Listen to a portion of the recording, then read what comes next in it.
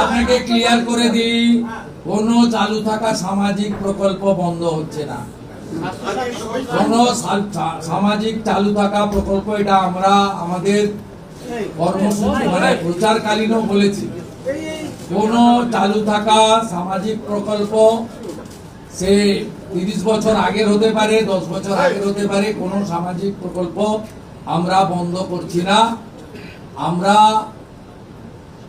Paperless অফিসও করব, আমরা সমস্ত পোর্টালগুলোকে আপডেটও করব এবং সমস্ত বেনিফিশিয়ারি ডিবিটির মাধ্যমে, যেটা নরেন্দ্র মোদীজির নেতৃত্বে দেশের সরকার করেছে, ডাইরেক্ট বেনিফিট ট্রান্সফারের মাধ্যমে হবে এবং সবটাই স্বচ্ছতার সঙ্গে হবে।